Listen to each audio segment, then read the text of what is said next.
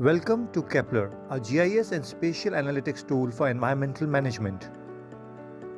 The platform populates data automatically and indicates so by highlighting the dates.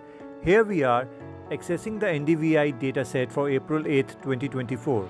By clicking on a pixel, its NDVI value is revealed.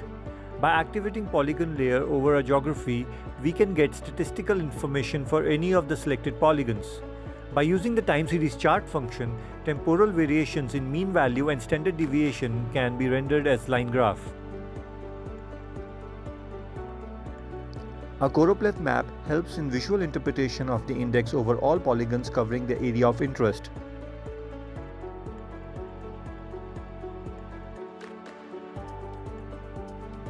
Our machine learning algorithm classifies a geography into multiple land cover categories.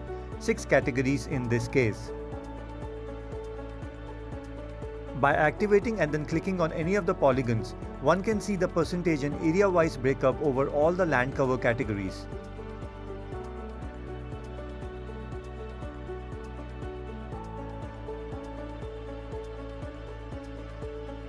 By activating the chart function for any of the polygons, one can see the temporal variations in percentage land cover across all the categories and the chosen time range.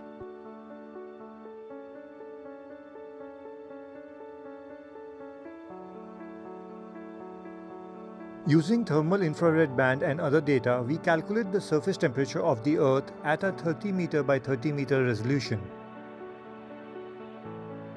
Apart from the pixel format, land surface temperature can also be aggregated into polygons and seen as a combined statistic for a particular region of interest, a choropleth being an extension of the same process of data interpretation. Furthermore, we use spatial clustering tools to pick out heat islands within the urban landscape, neighborhoods of high and low value grid cells that cluster together. They are called hotspots and cold spots respectively.